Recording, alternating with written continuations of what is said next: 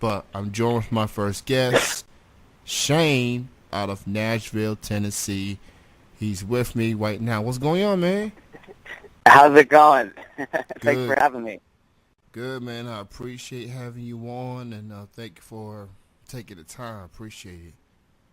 Yeah. But I'm glad to have you on, and we're gonna go ahead and get into it. How did you get started into music? How did it start off for you? How did, well, it goes quite a ways back. I'm originally from Seattle, Washington. I've lived in Nashville now almost 9 years, but I had started playing super young back in Seattle, and I had a band called Delore for about 10 years, and then I did some kind of more like roots Americana, blues, country kind of stuff under my own name, Shane Tutmarc, for about 10 years. And so Solar Twin is kind of like a rebirth and kind of a whole new chapter that's been going now about 2 years. So with our first record coming out last year, it kind of felt like a whole new sort of, I guess that's in some ways where like the Solar Twin name comes from. It sort of feels like a kind of different persona or a different chapter and, all that kind of stuff. Wow, that's awesome. Growing up in Seattle, out there, the state of Washington, Yeah. very known for its music up there, and a lot of legends have come from that state. Right. It's incredible, and you're making that transition from one time zone to a whole nother, and you moved to Nashville, obviously, the mecca of country music, obviously. Right. What was it like going from Seattle to Nashville and having to do the music that you do, and how was you received, seeing that your music is totally different from what people are known for in Nashville? Yeah, well, with Solar Twin, that definitely took me into a different area that maybe connects more back to kind of where I started out with music, kind of being more experimental pop, electronic, kind of blurring genres more. But around the time I moved to Nashville, I was like very much a student of, American music history, and I was exploring rockabilly and roots and blues and country. So it sort of was a move to sort of just kind of dig into like what I was, interested in at the time. And then sort of little by little, my music kept kind of morphing and changing, and I really was always just kind of trying to look for a place that was kind of my own within, there is so much country, but even in like the independent scene in Nashville, there's not a ton of variety. But since starting Solar Twin, I feel like I have been able to meet some other more like-minded people. There's a lot of sort of weirdo bands sort of on the outskirts that are starting to get heard more. So I have a lot of hope that Nashville's going to start representing more different types of music over the next couple of years. From the looks of things, I definitely could see that, Nashville becoming more than just country music. And I do, Yeah. I do listen to country music from time to time. I've interviewed a lot of country artists, especially those Mm-hmm. out of Nashville. But then I've heard of a group, a duo by the name of Town, totally different. Yeah. And then I hear people like yourself, and that's how I heard of you, was because of them. And I think it was either John or Stevie shared the video that we was talking about before we got on the air. Yeah. So talk about running into them, and how did y'all end up doing the music video and things? Well, I've known them since kind of the early days of them being a band together. I mean, originally they were called the Devious Angels, and that's when I got to know them. More recently, they've changed the name to Town, and the music's kind of evolved with that name change. But we were working with the same management about 5 years ago when I was working on a record and they were finishing up their first EP, I think. And we've, kind of somewhat kept in contact over the years. I've always loved them, but I don't see them all the time. But I did a contest through Instagram for our latest single, Hold On to This Moment, where I just kind of asked people to submit footage of them singing along with the song or kind of doing whatever they wanted to, with the song being the soundtrack. And then I edited their music video for it, and they were one of the first people to submit something, which kind of surprised me, because there was no other artists that submitted stuff. It was mostly just fans or friends from across the country and stuff. But it was pretty special to have them because they ended up singing, duo style, singing the song. So actually, if you go to my Instagram page, I shared the clip without the audio and editing, just the raw clip of what they sent me, because it was just so cool and so special. That is an incredible record. This is an incredible project that you've worked on. Thank you. So congratulations on it being released and everything. Thank you. So now that it's been released and now that people have had a chance to listen to it, as far as you on stage performing, do you have any favorite songs that you like performing off that project, performing in person?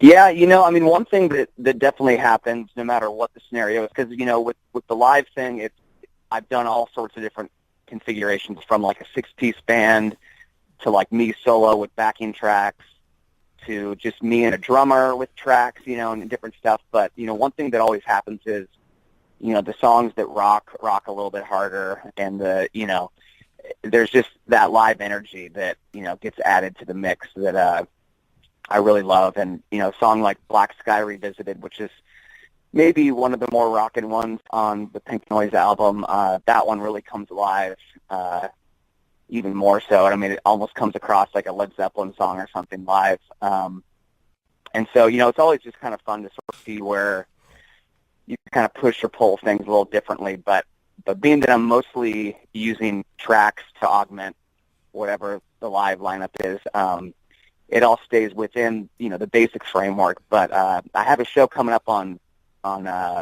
Saturday the 10th, November 10th, at the 5 Spot in East Nashville. And I'm going to be doing something that I've never done before, which I made. It's almost like a DJ set, but I'm performing with it, but I've connected all the tracks, so it's kind of one big sort of almost symphonic piece, So you just kind of start it, and it just takes you on a ride through the whole set without stopping between songs and all that kind of stuff, So, so that should be interesting. That's brand new, and I've also synced up video because I've made music videos for all the songs on the Pink Noise album. So there's going to be video going along, synced up with the music as well. So it should be a cool experience, and it's the first time I'm doing it. So I'm excited to see how that goes. So as of the name Pink Noise, what's the meaning behind it? What made you decide to name the project Pink Noise? Well, around the time I was trying to think of a title or something to sort of sum up what the record meant to me, I came across this article about, white noise is pretty well known as staticky, kind of sound.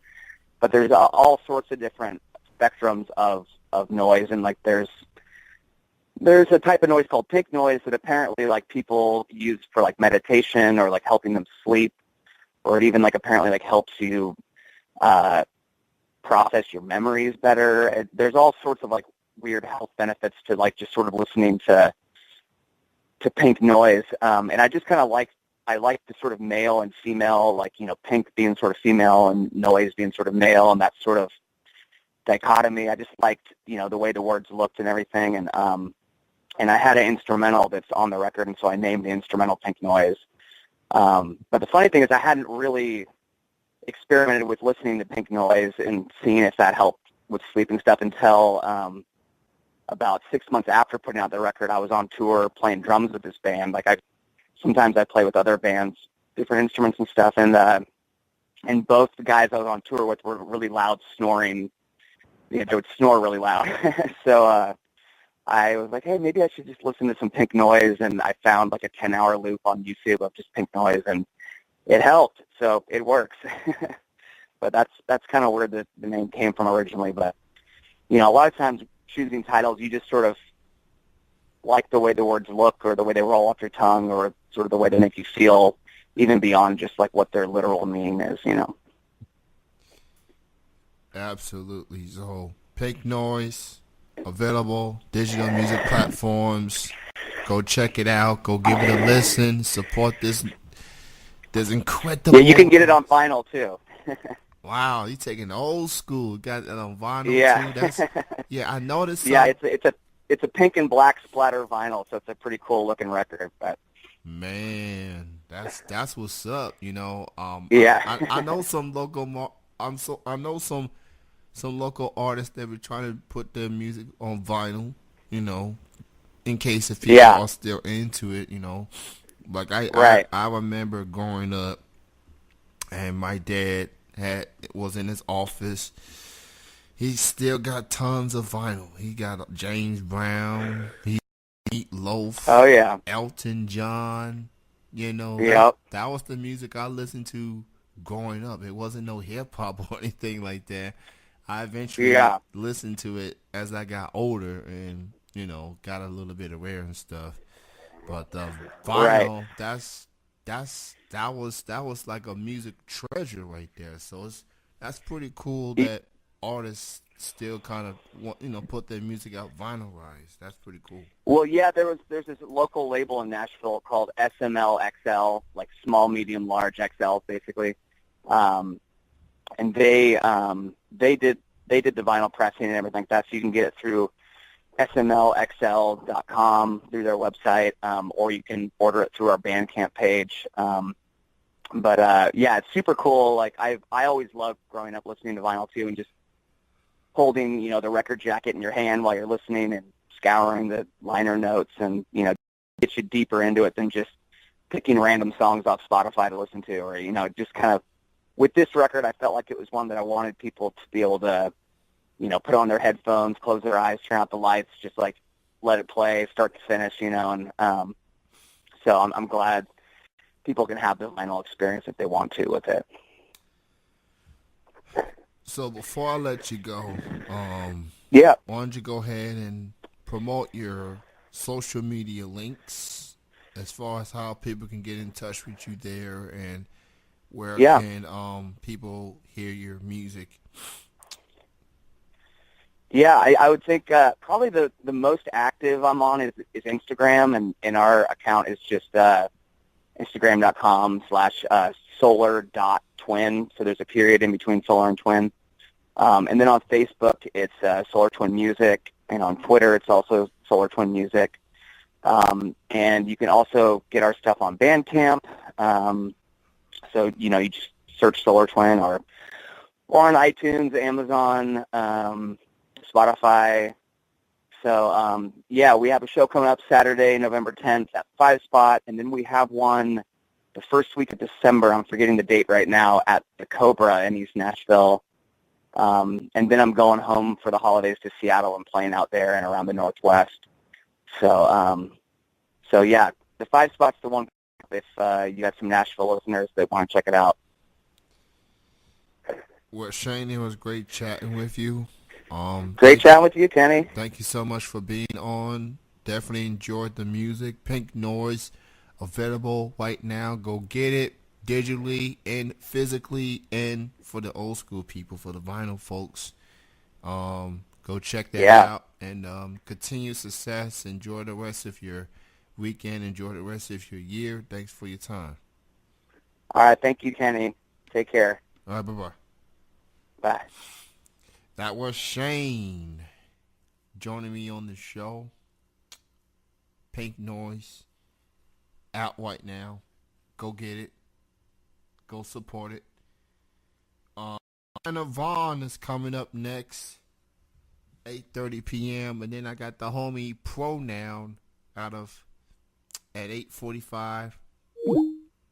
shout out to him as well. There's a lot going on. Um, the Lexington Music Awards online public voting is winding down.